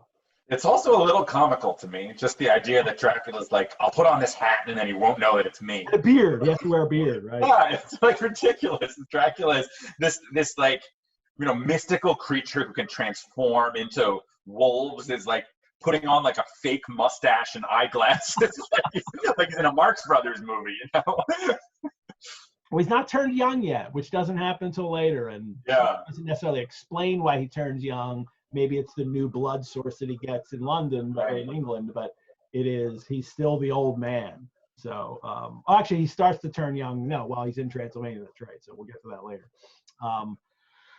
But then Jonathan goes on this crazy carriage ride, which if you didn't, it's a kind of otherworldly experience that he's going through, and that's certainly the point of this. But also, what we have to realize is, and Jonathan also sees it, that they're actually going over the same ground sometimes, so that Dracula is kind of maybe driving him in circles, or he's not taking him on a straight route to the castle. And I think maybe there's two reasons for that. Number one, to kind of help bewilder Jonathan in that trip, to the castle, but also because he's looking for the blue flames, right? This kind of final wonderful detail in this strange, queer. I've never been fully able to wrap my head around what is going on with these blue flames. I mean, I know what they Adam P. asked the question. Adam P. asked this. I'm wondering about the blue flames in the road and the tales of hidden gold. I'm not sure what is the point of it. That Dracula's rich, why does he even need to go out here, kind of thing. But Emily Gerard actually gives us, like Stoker just takes this detail out of her. In the night of St. George's Day, all these treasures begin to burn, to bloom in the bosom of the earth, and the light they give forth, described as a bluish flame resembling the color of lighted spirits of wine. And it's how you can get them, you have to quickly stick a knife through the swaddling rags of his right foot and throw the knife in the direction of the flame. I mean, like, there's rules for getting the treasure too. Right. Yeah. And some of the treasures. Our ritual that he's doing. Some's good, some's bad. Right. It's cursed treasure. And then later, when he's in the castle, I don't know if this is in the second or third chapter, but Jonathan comes across a great heap of gold. Yeah. One corner of a room, gold of all kinds, all Roman, British, Austrian, Hungarian, covered with a film of dust, as though it had lain long in the ground. I think the Stoker's trying to let us know that that's the gold that Dracula's been getting from him. Maybe it was the actual gold that he got on this trip. One thing that I find odd, though, I mean, they're very close to Dracula's castle, where he has lived for hundreds, if not thousands of years, and he hasn't found all the gold yet. This is the only night of the year you can get it. And yeah, but I mean, when you live forever, like, those nights of the year kind of add up, right? Like, you would think maybe he had kind of scoured it by that point. There's always, it's centuries, so there's always stuff to be found, maybe. Yeah, I guess it's true. And there is a line somewhere about, like, all the conflicts that have happened here and all the men that have died here, so it's laden and rich with gold or something like that. But there's always, like, well, for the text itself, for the book itself, it's utterly kind of bewildering that, like, and it is for Jonathan that it is the greatest moment of it's not just like I'm not in Kansas, I'm in some weird, bizarre place that I don't want to be in, and I've never imagined existed. Yeah, part of me wonders if he really felt like he had to include something genuinely supernatural in this chapter. Yeah. That it wouldn't have been enough without something that made the reader go like, what the hell is going on? Yeah. Well, it's not a serial novel, so he's not worried about, make sure I get readers' attention here. but it Well, is. keep, I mean, people put books down if they're not enjoying them. You want to hook people and keep, as a writer, I think, especially as a writer who's publishing a sort of pulpy suspense novel. I think like I wonder if he felt like, you got to give people a little something to keep them going. Benito asked the question, where's the Borgo Pass? The Borgo Pass isn't the Carpathians, it's in Transylvania. But the place that Stoker describes in this doesn't look anything like it doesn't look like he describes it in the novel. He's come up with his own imaginative way of describing the Borgo Pass. Erin mentions that her note says it has something to do with plague deaths. I didn't encounter that, the blue flames. I didn't encounter that in my notes, or the places that I know Stoker read about this stuff, especially Emily Gerard. Or did I? I'm looking at them right now. No. But maybe he could have come, and obviously the notes that we have at the Rosenbach, who knows if all the stuff is there. Maybe he did come across some other kind of mention of these blue flames in some other folklore that he had read at some point. But John, have you ever come across anything else about them, or? No, I mean that's about it. I mean, I think you pretty much covered what I know about the flames. I think they only appear on St. George's night.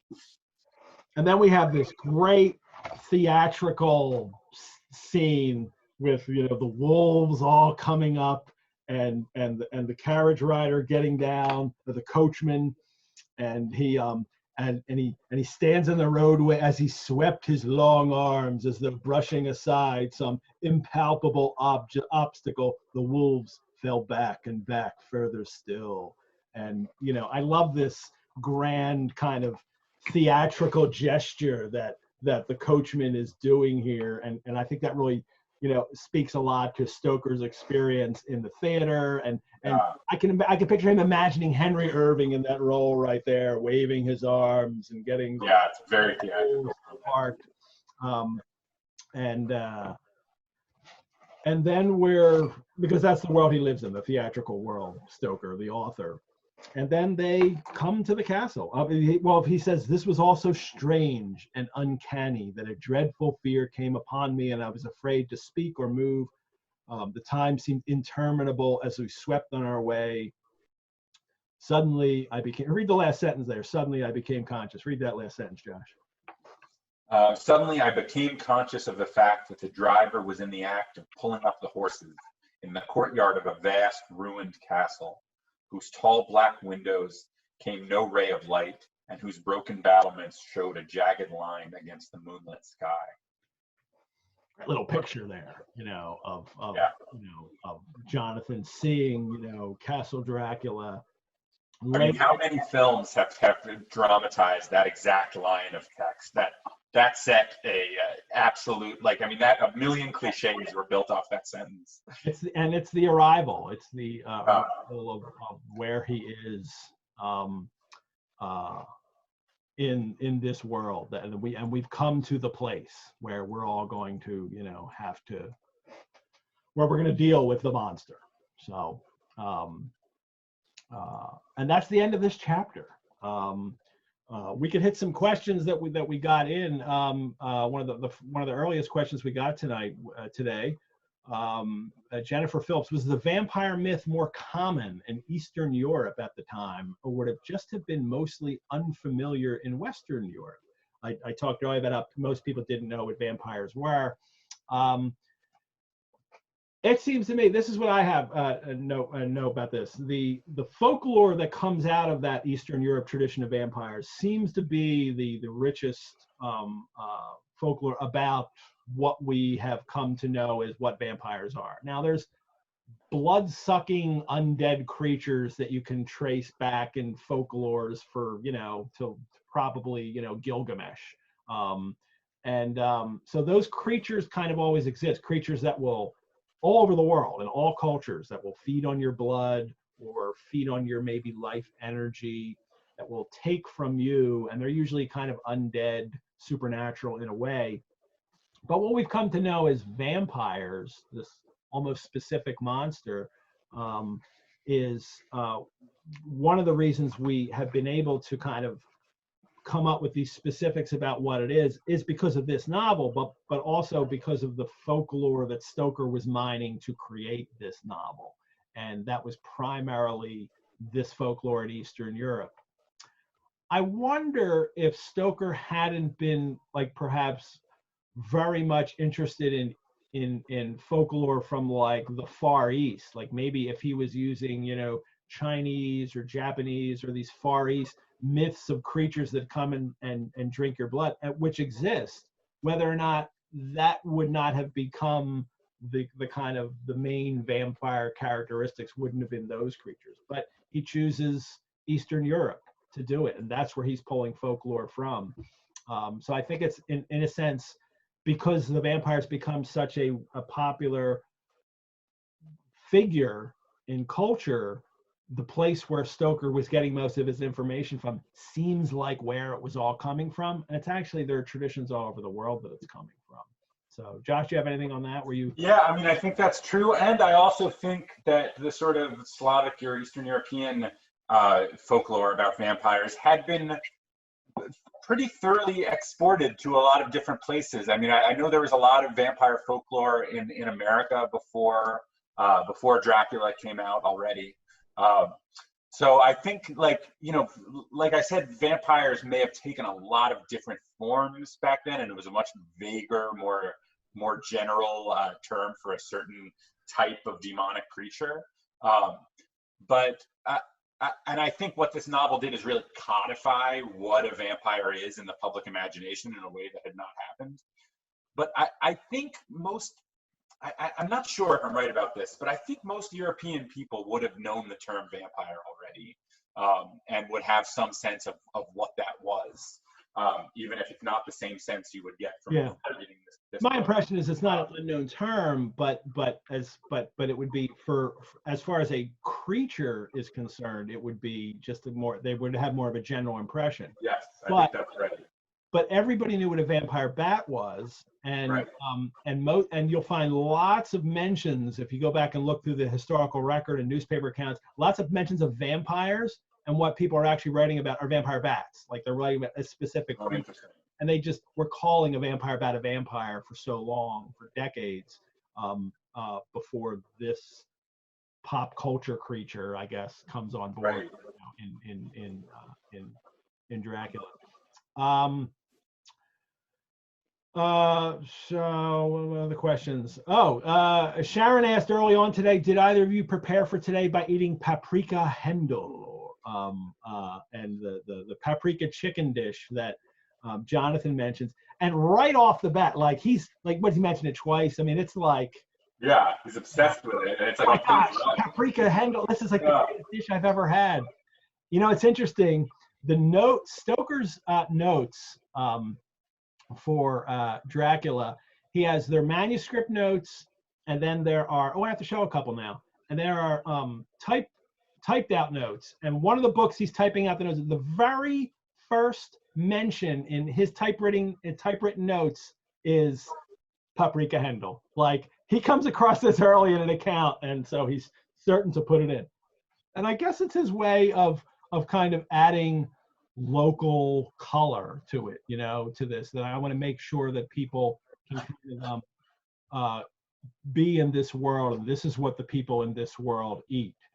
I didn't today, I meant to share this while we were talking about these things, a couple manuscript pages from the notes. The first one I want to share is this one here. Can you see this, Josh? Yes. Good. I think something else came up here. Oh, no, yeah, what I see is Pickwick papers. Yeah, that wasn't the right thing. Okay. Let me open this one. Because the notes are all lots of different things that we have. And this one is the one I want to share to start with right here. Now, this is only a picture that I took out of the book that I have. So you can see, so it's not as clear as usual because I'm stuck home. I don't have images for all the notes yet. But this is a note. This is a list of things that he was getting from Emily Gerard. And he, right here at the bottom, can you see this here? He's got vampire or Nosferatu. And he mentions Nosferatu in there, which Jonathan was going through all those terms. He was saying, you know, Nosferatu is a term for vampire. And the note he writes is to kill vampire, drive stake through corpse, or fire pistol shot into coffin, or cut off head and replace in coffin with mouth full of garlic. And so these are the things that Van Helsing will later tell people they have to destroy vampires. But the interesting thing about this is Nosferatu as a term for vampires, which we all get from Stoker, and then there's a silent film, the great film Nosferatu with Max Schreck as Count Orlok, who is really just Count Dracula, and they've just changed the names. Nosferatu has become synonymous with us for vampires because Stoker said it was, because Emily Gerard said it was, and as near as we can figure out, either she misheard a term that she called Nosferatu, because this word doesn't exist in any of the languages of Eastern Europe. And I have read lots of accounts of how people come up with this word, like Greek, Nosphoros, and, you know, like there's all these variations people have of how this word actually existed. But honestly, it's not a word that ever existed until Emily Gerard wrote it in a book. Or maybe it was, or maybe some person told her Nosferatu was a word. Right, and it was such an obscure myth that it just died in that moment, except for being passed off to her. Yeah, right. Nobody ever recorded it, so we don't know. So, so it's unusual that one of these great words for vampires, Nosferatu, is a word that that might have been, you know, a mistake in her hearing what it was, or not. But that's in the notes, and I wanted to share this page of the notes as well. Well, I think I have to open it first. This is a page in the notes called, oh boy, I'm having a hard time working with the with this here. Oh, here it is. This is a cast of characters that Stoker has put together for the novel. They put together several of these, and they kind of change over time. And this is one of the most complete ones. And you can see at the top of this, it's Historiae Personae. So these are the characters in the story. And he's written on the top, Dracula. He's written Dracula, Count Dracula. Like, when he came across... Like he has a crush on him in his notebook. Yeah, when he came across the name Dracula, he was like, that's it. This is like Bram and Dracula, TLA, all over his notes. He is in love with Dracula, that he's come up with this. Because the first time that he had listed his vampire was the Count, and he was Count, I mean, this is Vampire. He was just calling him literally Count Vampire. Right. Now, whether that was a placeholder for himself for a time, we don't know, but then he crosses it out and he writes Dracula next to it. I have come up with the name for my, you know, creature. Yeah, I mean, one of his pseudonyms later is Mr. DeVille, as in devil. So I wouldn't count out that maybe Stoker was just planning to call him Count Vampire. I know. Now, of course, there's an entire, you know, there's books and many books and articles and films made about how Dracula is actually the Dracula of history. That is Vlad Tepes, Vlad the Impaler, who is, you know, this voivode in Romanian area in Transylvania, who in Wallachia, who was also Vlad the Impaler. He was very cruel. He impaled a lot of people, but that that what Stoker was doing was finding this person in history and saying, you are actually my vampire now.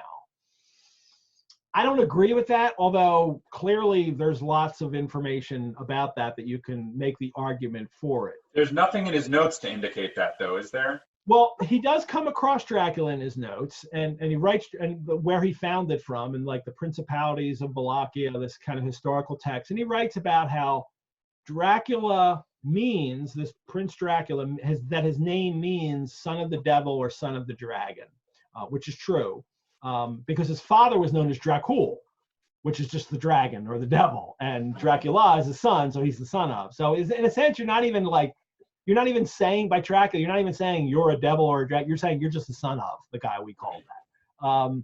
But it's a great name, and Stoker seemed to recognize that, as we could see by all the times he wrote it, and he lined up changing the name of the novel, which was up until close to publication time called The Undead. Even had one title. It was The Dead or The Dead Undead, which is a terrible title. And it's a good thing it's not The Undead, because now you would think it was a zombie novel. But he comes up with Dracula, and knowing that it's got such this great kind of ring to it that is foreign but evocative, and unknown at the same time, for his first readers at least. Very musical word too. It's interesting, and like I said before, it's like so hard to unpack your own aesthetic associations with it. The sound of the word versus what we already know that the word means. It's hard to imagine encountering a book called Dracula and what it would make you think if you didn't know what Dracula was. Yeah. And so, but he did come across the name and decided to use it. And of course, later we'll see in succeeding weeks that Dracula, the character, starts talking about his life as a great warrior leader, and that's what causes people to think that Stoker knew. We don't know what Stoker knew. The previous scholarship said that Stoker probably didn't know much about him, that he just came across the name, but he may have.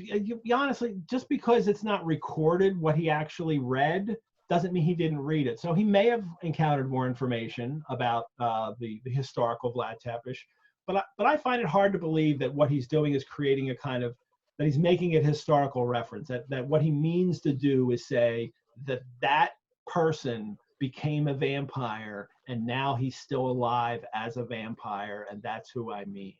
I'm not quite sure he's going that far by calling him Dracula.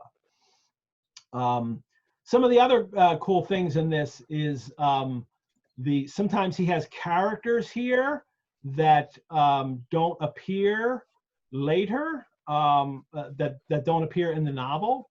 Let me clear these notes. Like here, there's a detective who was named Cotford. He doesn't appear. He's not in the novel. That he has since cut him, and he don't need a detective. Now, of course, Stoker's writing this novel in the era of Sherlock Holmes. Sherlock Holmes is enormously popular in the 1890s, and is even on a hiatus. This is when 1897, when it's published, it was after the death of Sherlock Holmes, I think. Yeah, and before Conan Doyle started writing new Sherlock Holmes stories. So maybe he's thinking, I'm going to have a detective who's going to investigate these goings on. And now, obviously, there's a lot of popular writing at the time about detectives investigating. He also has this character named Kate Reed. And Kate Reed is a friend and schoolfellow of Above, which would be Lucy and Mina. And Kate Reed turns up in a lot of Dracula fiction since then. She's very big in Kim Newman's Anno Dracula series. So it's interesting to see what people have done with some of these characters. And sometimes you can see in the notes how things have changed. Like here, for instance, you see that Dr. the Madhouse Seward, he's the first character here. And then the girl engaged to him is Lucy Westenra. Now, you read the novel, later on, Lucy's not engaged to Seward. She gets engaged to Arthur, but Seward wants to be engaged to her. So his first conception was, it seems to be, going through all the notes, was Lucy and Seward. And then he winds up bringing in Mina and others. So that's a little that's a short look. Can you see it anymore, Josh? It came Yeah. up. Yeah, it just came off, but it's fascinating. So we have lots of notes like that, and I'll try to share some of those notes. I meant to share them while we were talking, and we just got talking so much and answering questions that I didn't get to do that so much. If you have asked a question and we didn't get to it, I'll try to answer some of these on our Facebook page that we have. We have a Facebook group, a Sundays with Dracula Facebook group that we have that you can join, and I'll be contributing to. Or you can really just write me an email asking a question, and I'm happy to do it. If it's something for Josh, I can, perhaps pass that along to Josh as well. Phil, I'm sure you have enough to do, Josh, but yes, I'm going to send you questions sometimes. Anytime. People ask me. And I think that's it for today, right? We've gotten through the chapter. We've done what questions we could. I'm just excited to go on this journey. I think this is going to be cool. Good, and you'll be back again in a few weeks, but I want to thank everybody for tuning in today, or if you're watching it on a replay, thank you for watching it from the past. Now you're watching it in the future. We will post this recording on Facebook that you can then go, or we'll post it on our website, and we have a web page for Sundays with Dracula that you can find at the Rosenbach website. And we also have a Facebook group that I'll use to continue the conversation. So look us up on Facebook and join in the conversation there. I'm always available to answer questions via email. Next week's co-host joining me will be Tucker Christine. Tucker is a Dracula collector. He's also a musician. If you tuned in earlier, the music you heard playing over the title card was played by Tucker in his guise as a musician with Pleated Gazelle. And Tucker will be our guest, my co-host next week. If you're looking for more virtual engagement in our quarantine world, head over to the Rosenbach Facebook page, and you can find other ways to engage with us there. We have programs and things coming up. I was trying to find a share picture, but I don't have it anymore. Head right over to our website at the Rosenbach. You have all kinds of virtual offerings. And if you would like to make a donation to the Rosenbach, we would really appreciate that, because that enables us to continue to bring shows like this, for me to create even more programs and courses inspired by our magnificent collections that we have. If you go to our website, you can click on the support tab and find out ways that you can donate to the Rosenbach. I would be more grateful than a vampire at a blood bank if you also donated, because we were doing this great work. Josh, thank you so much for kicking this off with me. Ed, thanks so much for asking me, and thanks for everybody who tuned in. This is so cool. I'm so excited about this. Great. I will see everyone in a few weeks. So farewell, go safely, and leave something of the happiness you bring. Farewell. Cheers. Bye, Ed. Bye-bye.